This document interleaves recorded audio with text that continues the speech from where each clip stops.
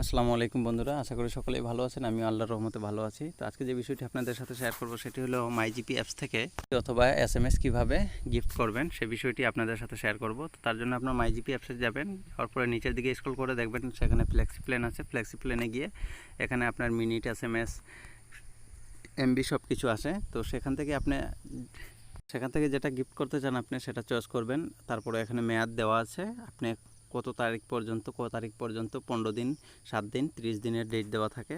তো সেই ক্ষেত্রে আপনি আপনার পছন্দ অনুযায়ী আপনি ডেটটা চয়েস করে নেবেন।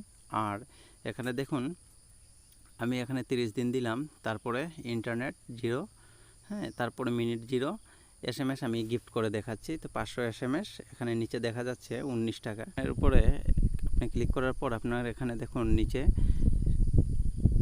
গিফট হিসেবে পাঠান, এখানে একটি অপশন দেখা যাচ্ছে। তো আপনি এই অপশনে উপরে ক্লিক করার সাথে সাথে এখানে নাম্বারের অপশন আসবে, আপনি নাম্বারটি তুলে নেবেন।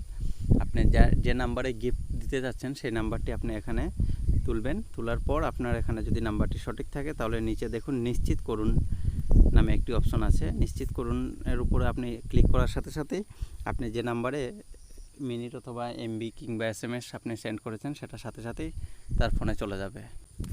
তো এই ছিল আজকের ভিডিও বন্ধুরা। যদি ভিডিওটি ভালো লাগে তাহলে লাইক, কমেন্ট, শেয়ার করে দিবেন, শেয়ার করে অন্যকে দেখার সুযোগ করে দিবেন। আর হ্যাঁ, অবশ্যই চ্যানেলটি সাবস্ক্রাইব করে রাখবেন এরকম ইন্টারেস্টিং ভিডিও পেতে। সবাই সুস্থ থাকবেন, ভালো থাকবেন, আল্লাহ হাফিজ।